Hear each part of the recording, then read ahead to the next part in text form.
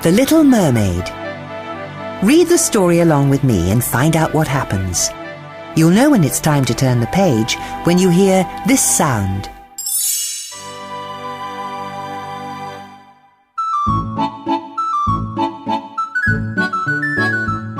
Far beneath the ocean's surface lived the enchanting Mer people.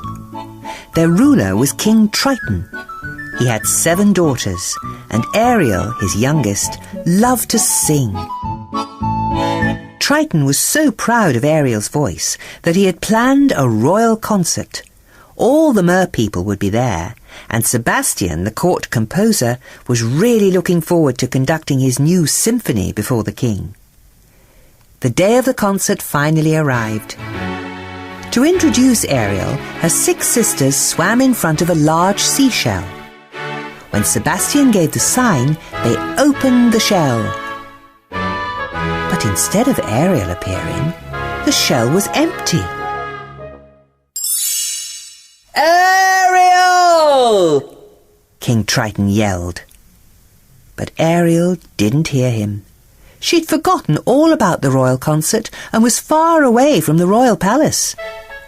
Ariel and her best friend, Flounder, spent most of their time exploring sunken shipwrecks. Whenever they found a small human treasure, Ariel added it to her hidden collection. On this particular day, Ariel and Flounder were exploring an old shipwreck. Flounder thought the place was scary, but Ariel was very excited. She even found an object she had never seen before, a fork. "What is it?" Flounder asked. "I don't know," replied Ariel excitedly. "But I bet Scuttle will." So the 2 of them swam to the water's surface to find Ariel's friend, a seagull named Scuttle. Ariel showed Scuttle her new treasure. "I do believe this is a dingle hopper," said Scuttle. "Humans use these little babies to straighten their hair out." Just then, Ariel remembered that she was supposed to sing at the concert, and she and Flounder hurried home. Back at the palace, King Triton was so angry that he ordered Sebastian to follow Ariel and keep her out of trouble. Later that day, a huge shadow darkened the waters above her secret cave. "What do you suppose?" began Ariel. Before Sebastian could stop her, Ariel swam to the surface and discovered that the shadow was actually a ship. Ariel pulled herself up to the edge of the deck, where she saw humans. She was fascinated by the handsome young man the others called Prince Eric. He was looking at his birthday present, a huge, foolish statue of himself. "Huh," said Eric. "It's really something."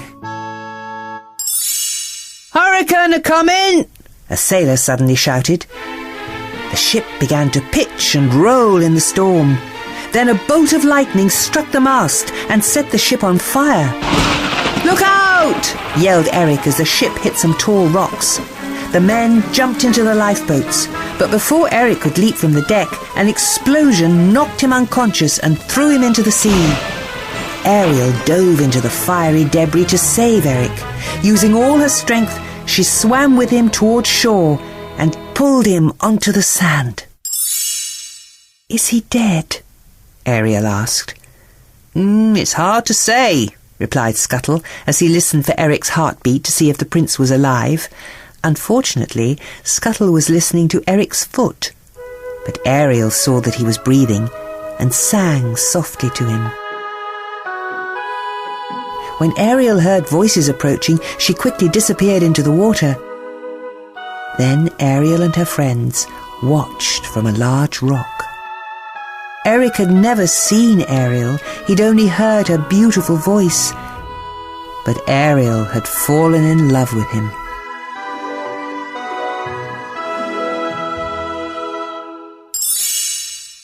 After Ariel returned to her cave, her father showed up.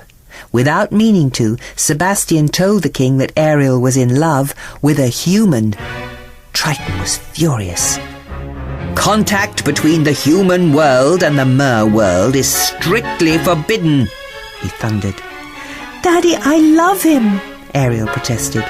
Stunned, Triton raised his trident and shattered all of Ariel's special human treasures. After her father left, Ariel was very unhappy. Then 2 evil eels, Flotsam and Jetsam, slithered out from behind some rocks. "Don't be scared," said Jetsam. "We represent someone who can help. Someone who can make all your dreams come true." Before she knew it, Ariel was inside the deep, dark cave of Ursula, the Sea Witch. The Sea Witch offered to help Ariel visit the prince for a fee. "Now," said Ursula, "here's the deal. I'll make you a potion that will turn you into a human for 3 days. If the prince kisses you before sunset on the 3rd day, you'll remain human permanently. But if he doesn't," Ursula added, "you'll turn back into a mermaid, and you'll belong to me." Like all mean witches, Ursula wanted something in return.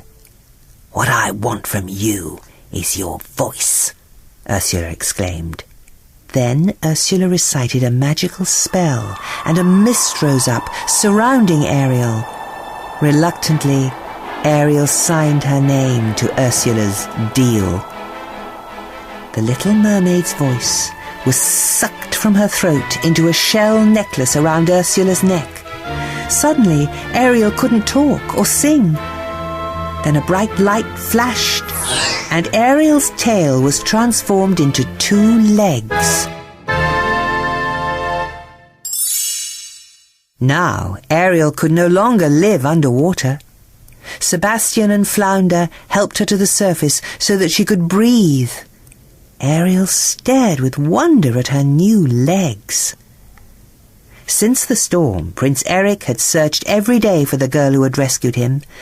"That voice, I can't get it out of my head," he said to his dog, Max. When Eric saw Ariel, he thought he had finally found his rescuer, but because she couldn't speak, he said, "You can't be who I thought you were." Still, Eric invited her for dinner at his castle. That night, Ariel found a dingle hopper next to her plate. Not knowing any better, she started combing her hair with it. The next day, Eric took Ariel on a romantic boat ride in a sparkling lagoon. They had a wonderful time. But just as the prince was about to kiss Ariel, splash!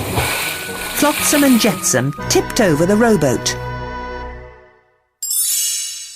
Ursula saw it all through her magic bubble. "Nice work, boys," she said. "That was a close one. Too close." Worried that the prince would kiss Ariel before sunset the next day, Ursula came up with a wicked plan. She turned herself into a beautiful young woman and called herself Vanessa.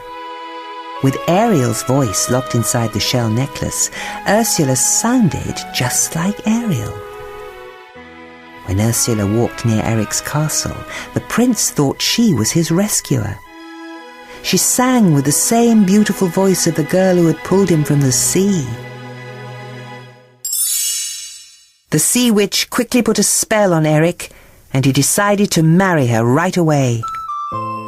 Ariel was broken-hearted when she heard the news. But there was nothing Ariel could do. She didn't know that Vanessa was really Ursula in disguise. On the day of the wedding, Ariel, Flounder and Sebastian were near the water's edge when Scuttle arrived. "The prince is marrying the Sea Witch in disguise," announced Scuttle. Ariel and her friends hurried to the ship. In the middle of the wedding, a group of birds attacked the Sea Witch. Then Scuttle snatched away the shell necklace.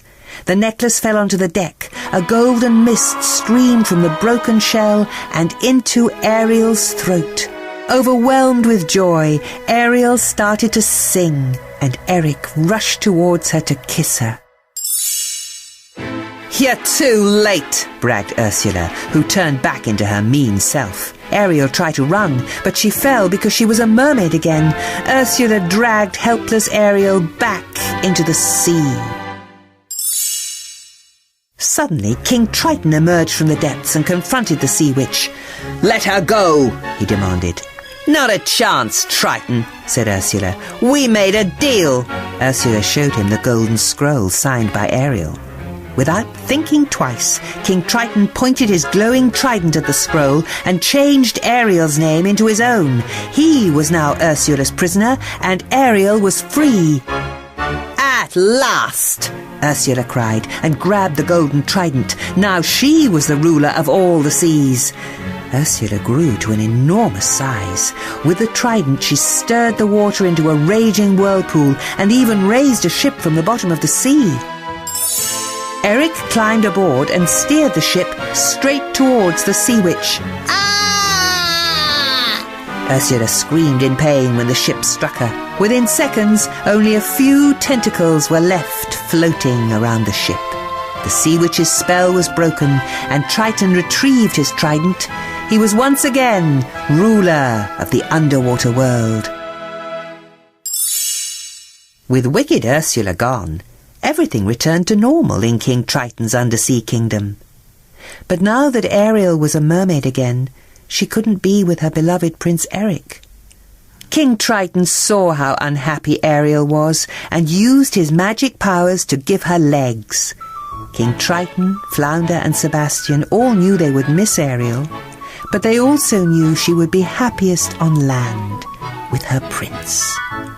Soon Prince Eric and Ariel were married, and they lived happily ever after.